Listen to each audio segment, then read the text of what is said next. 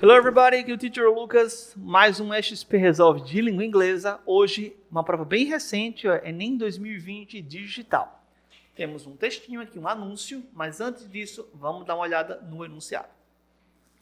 A observação dos elementos verbais e visuais do anúncio leva-nos à compreensão de que o objetivo da companhia de abastecimento de água de Denver Então, é exatamente o que a gente tem que procurar. Qual é o objetivo dessa campanha, ok? Desse anúncio. Vamos lá. Vamos analisar a imagem em si. Temos um banco de praça, provavelmente. Só que esse banco, ele está cortado. Só tem uma partezinha que pode ser utilizada. Perceba que a outra parte do banco foi retirada. E a gente tem a seguinte frase. Use only what you need. Ou seja, use apenas o que você precisa. Ou seja, se você está sozinho e vai sentar nesse banco, você pode sentar exatamente nesse lugar aqui, porque é exatamente isso que você precisa. Então, se você está só, você não precisa usar o banco inteiro para você. Você pode sentar simplesmente nessa área aqui que está selecionada, ok?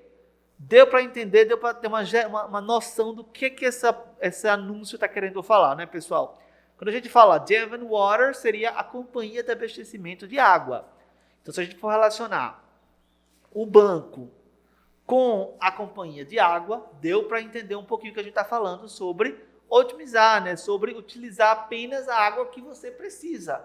Aqui utilizou o banco para falar isso, mas no fundo ele está se referindo sobre a água. Então, letra A, divulgar espaços publicitários de grande visibilidade. Não é isso. Sensibilizar para a conservação de patrimônio público. Quando ele fala de patrimônio público, ele está falando ao pé da letra, está falando em relação ao banco. Mas a gente não está falando do banco, a gente está falando da água. Então, não.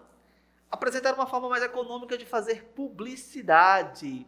Também não, ok? Novamente, a gente volta para o que eu acabei de falar. O banco foi utilizado apenas como uma metáfora para falar em relação à água. Então, não, ignorem a parte literal do banco. A gente não está falando do banco, a gente está falando da companhia de água. Conscientizar sobre a necessidade de otimização do consumo. É exatamente isso que esse anúncio está falando. Ele está querendo conscientizar sobre o uso de água, ok? De você utilizar apenas o que você precisa. Aqui está falando do banco, mas no fundo é em referente à água, ok? Então, letra D seria a alternativa correta.